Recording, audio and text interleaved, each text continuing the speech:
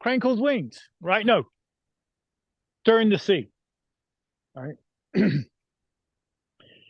And in particularly in the Tai Chi, Stirring the Sea and Cloud Hands are sisters, our brothers, how siblings will be what will be correct in that sense. So if we look at Stirring the Sea, if you take both hands and start at your face, this is how I would remember it. Okay, so forgive me if this seems so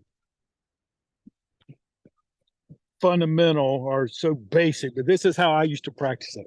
My hands start at my face, they go to my belly button, they come back around to my face, belly button to face, face to belly button. That's the path. Okay. Now, if I'm doing this and my body just happens to turn and shift, that's all I'm doing is shifting my weight and turning my body. I'm doing them bilaterally right now. So both hands are doing the same thing at the same time.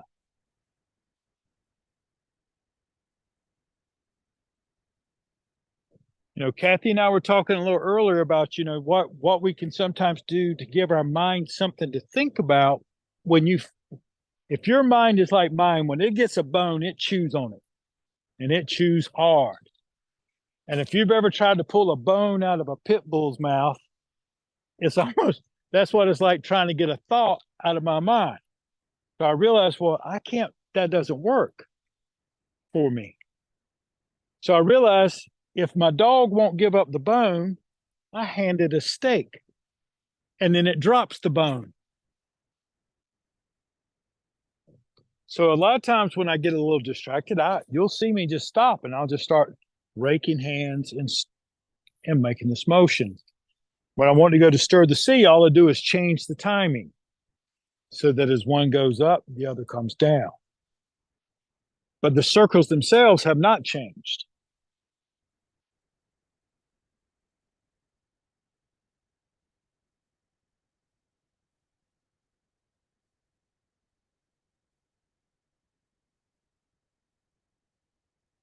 So let's take a couple of pieces, for example, of the Yang 24 and a couple other places. And we're going to look at the transitions. All right. Take just a moment. Kathy and I were talking earlier, and she was saying that, because I observed that her technique has gotten much better. She's going through the form. It looks a lot better. There's still places that get a little clunky and choppy. Sifu used to use that word a lot, choppy. No more choppy, right? But choppy is an indicator that you're skipping something or your mind doesn't have the resolution. So one of the places, and what we're going to work on, is where we're in a Crane Cool's Wings posture. And then I'm going to do a half a dragon stir the sea. One hand comes by the face, the other one comes wrapping around. Actually, I'm going to do a full one. I'm going to come all the way back around to where this hand is up again and this hand is low again, just not in the same place or with the same intention. And then I just step my foot out and I go into a brush knee. So those are three different techniques. And sometimes when the form is clunky or you're in positions and you're trying to get from one place to the other, it's the loss of that fluidness that makes it clunky, right? So if I'm here, in this case, if I'm not going to say right or left because it doesn't matter. The hand that's high on Crane Cool's Wings is the one that passes by my face first. And then the other one wraps around. And now they keep coming back around all the way around to where the hand that was high is now high again. And the hand that is low, since I know I'm going to do a brush knee, is just in front of my belly button.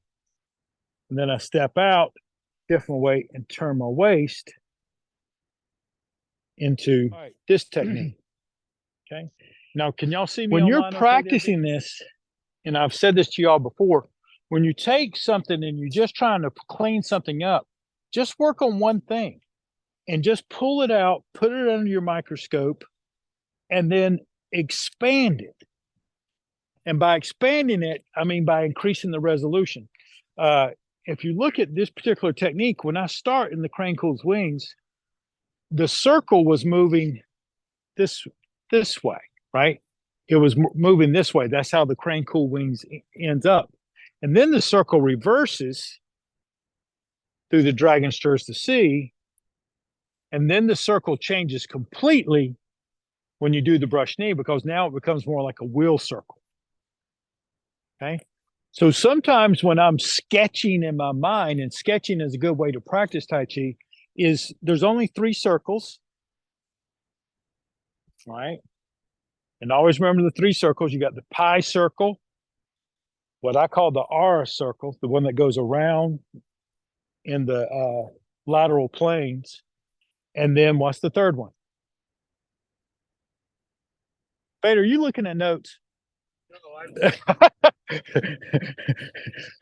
what's the third circle? You got the pi circle, the R circle, and the wheel circle, the one that goes over like a wheel turning. Usually your techniques are at least one, mostly one of those circles. So when you're doing back walking monkey, for example, which circle do you see? The wheel. That's right. It's in the wheel. It doesn't matter which way it's going. It's in the wheel circle. When you see cloud hands and stirring the sea, you see the R circle. It's going this way. Okay. And then when you see the brush knee, it changes. Now all of a sudden, like when you do the reeling silk, it's more like a wheel. It's changing how is it your intention goes. So all 3, let's come back up here to our crane cool's wings. Roll it one time, just roll it around, and go ahead and roll it again. You have the latitude as a practitioner to practice this as much as you want. It's your form, it's your Tai Chi. And then when you're ready, and the hand arrives to the ear and the other one arrives to the dantian at the same time, you step out, and there's your brush knee. And if you want to do the brush knee again from right here and reel silk with it, just sit back and do another dragon stirs the sea. And out it goes. Roll the taffy.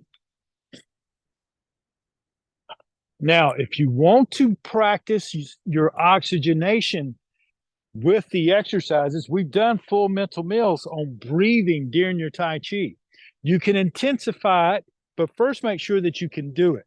I like to breathe in during the folding and then exhale during the releasing. So you'll hear me.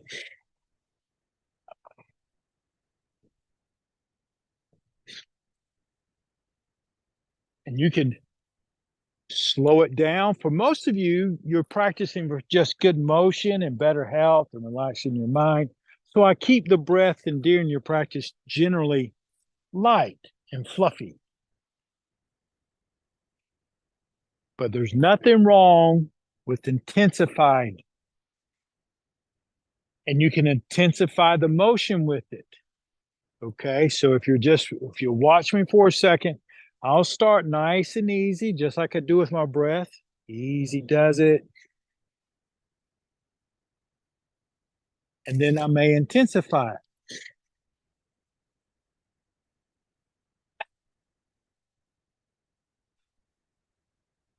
Okay, slow, fast, deep. You have to decide at on different things what it is that you're trying to achieve during the practice. But I'd like for you to have at least the feeling that you've been taught. That I don't set too many imaginary boundaries for you. Okay. The same way that when I'm teaching you the Tai Chi, I like for you to learn it in a way that if one day you needed to apply it, all I have to do is enhance the training. I don't have to change your training. When I'm teaching you, I don't have to go back to change literally anything except teaching you how to apply it. Okay. Let's do the other side for just a moment. Okay.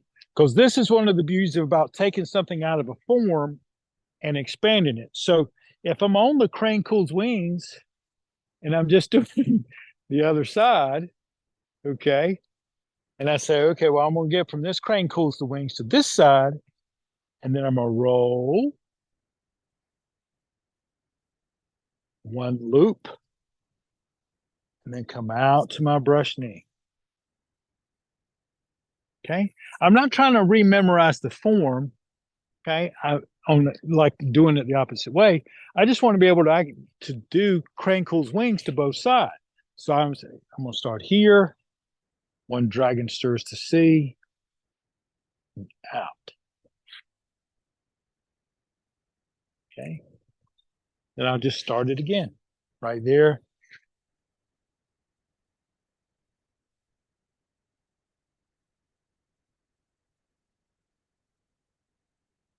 Okay. Go ahead and do a couple more.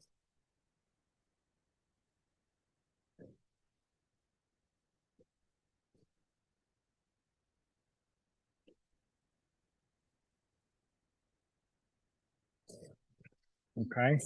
One of the main things that just occurred to me is that as we were talking about the three evils, they're fundamental for health: avoiding hypoxia, avoiding acidity, and avoiding inflammation. If you're looking at Tai Chi and you're looking at a couple of the evils of Tai Chi, one of those is overthinking, right? Overthinking can really complicate it. Second is emphasizing the upper over the under, right? The belly button down is your foundation. If it goes, nothing you do up here is going to correct that. All right. So when you're working on it, what I'd like for you to first just notice is it doesn't matter which side. The technique that we were just practicing was simply just coming out of a cat stance to a bow stance, from a cat stance to a bow stance. That's all we were doing with the lower body. But if we're not doing that progressively in the right way, so the other day, just yesterday actually, I got a little frustrated with the group in Pinehurst, and I stopped practice because a lot of times we get so enamored with the upper that the lower body just starts to look like crap as far as attention, and then everything changes. So if you would just take a moment and let's walk through the bow stances. Okay. Just how do you walk from bow stance to bow stance? So if I'm in a bow stance and I got one leg forward, okay, I'm going to just sit back, turn my toe out a little bit. I shift my weight forward and my body's upright. My head isn't over in front of my body. I'm going to turn to the side so you can see me. My head isn't over in front of my body. My body's upright. I shift my weight forward. I take the empty leg. If you shift forward enough, you'll feel the empty leg, the rear leg will empty. You take it, put it forward, put the heel of your foot, ball of the foot, then bend the front knee, and then shift your weight. And that's one step. Okay. So when you're doing from the cat stance to the bow stance, you don't just slop yourself out there or it's all slop. Okay. When you step out of the cat stance, it's still the same thing. Heel of the foot, ball of the foot, bend the front knee, slide your weight. If your weight just falls, it's slopping, because most of y'all have not refined it enough to move everything together to where it's balanced and coordinated, right? So just practicing the step out so that when you see me, for example, going back to that Crane Cool's Wings, as I roll and the hands arrive, I step out, heel of the foot, ball of the foot, bend the knee, slide my weight. And then I can come back and do it again. And that is what makes it smooth, is paying attention to the details of the lower. And then the upper will figure its way out. Any questions popping up? Okay. Go ahead and practice that just a little bit more. No? Okay.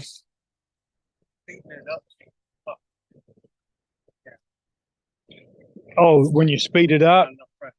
Yeah, well, it's, sometimes it's Bader made a comment. He said, sometimes it's tough when you speed it up.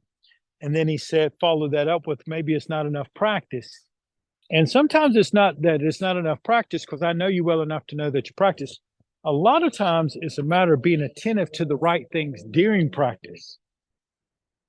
That you're paying attention to the things that are most important. And that's part of the reason I wanted to bring that up. Just like I said, acidity, inflammation, and uh, pH earlier, those are the three most important things to be attentive to in your health because they will derail your health. When it comes to derailing your Tai Chi, it is not paying attention to the coordination of the lower body. And if you just took 2 minutes a day just to practice walking bow stances and taking your time and sitting back, step forward, heel of the foot, ball of the foot, sliding the weight. One of the students in Pioneer said the most important thing I said to them all day is that always put yourself into a position where you can consciously feel your weight slide from one side to the other. Because if you cannot feel that slide, you're not doing it right. That means you're falling. And by the time your leg hits, you already fell. You never felt your weight slide from leg to leg. And if you notice when you're doing it that way, it's almost meditation by itself, isn't it? Notice your mind has to be focused and right here. So no matter which form you do, you're always looking for that sliding. Now we can adjust that and tweak it up later. But if you can't find that in yourself, there's no reason to advance further. That's where you want to practice. Okay? Let's take a couple of moments here. All right. So what I want you to do is just get your nice little stance, whether you're seated or standing, doesn't matter. And let's just let the hands float up to in front of the heart.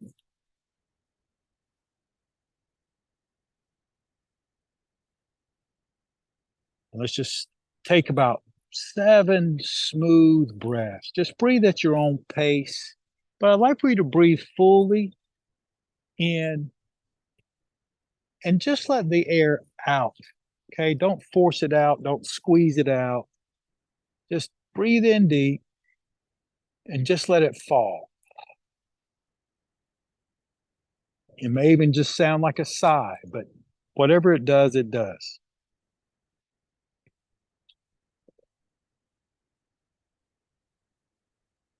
But as you do, let go of any sickness. No matter what I'm dealing with, I'm going to work within my framework to the best of my ability. I will not be a victim. I'm going to let go of any sickness. I'm going to let go of any sadness. I'm going to let go of any stress.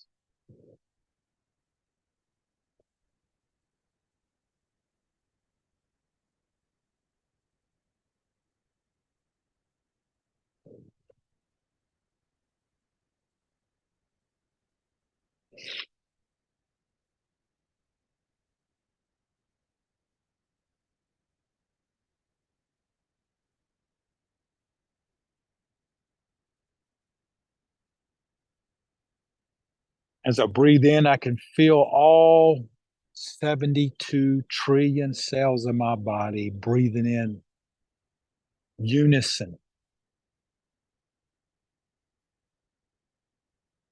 And they exhale in unison, not just my lungs, all the way down to the bottoms of my feet.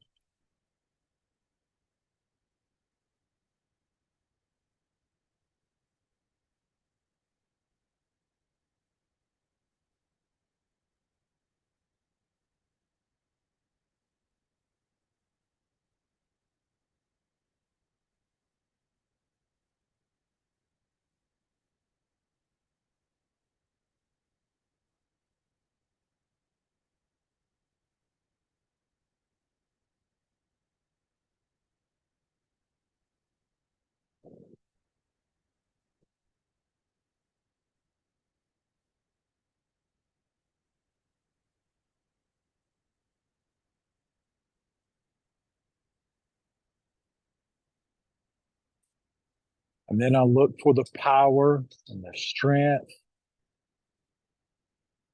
to live with all the challenges that sometimes nature tosses at me, and to live gracefully and peacefully inside myself. It's not that I'm ignoring the presence. It's just that I will move and it will follow me. I will not be following it.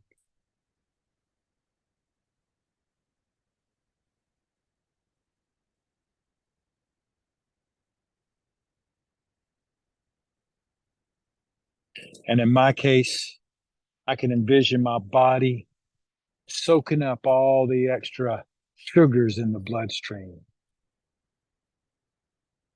With every breath I take in, they open up, suck it in a little.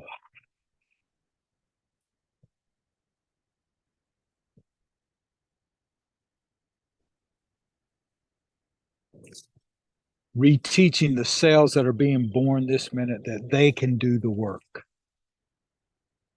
And the cells that were not able to do it before, that are dying or they're dead, I have a chance in this moment to send the energy, the frequency to the new cells.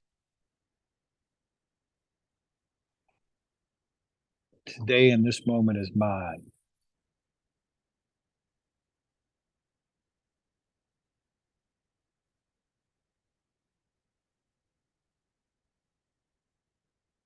And then I bring my fingertips together in front of my heart.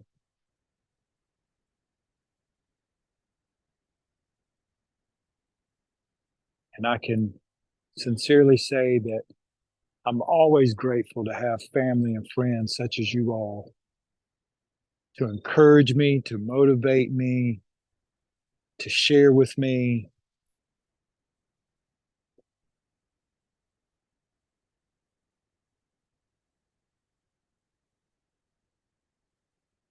Because that is the solution of life, the exchange, the support, the sharing.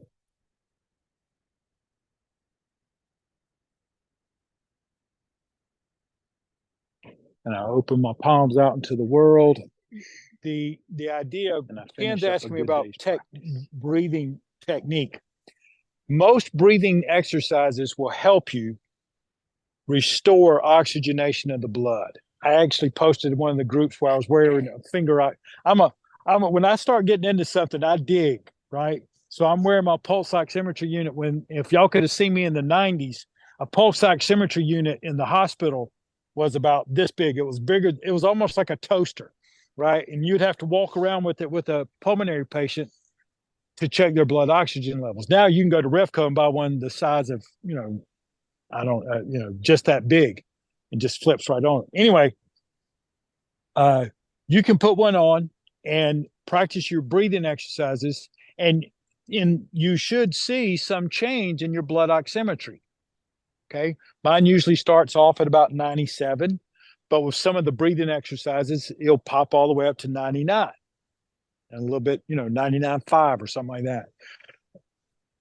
If you practice your breathing exercises, and I typically take you all through a little system like silk breathing first, 5 count in, 5 count out, just regulate the breath.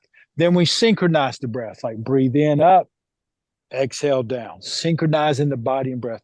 Catherine remembered one of the things we said the other night, because if you only think about technique, then usually all you're doing is trying to wash blood with blood, right? You're trying to clear your thoughts by using more thoughts, and that's never going to work, right?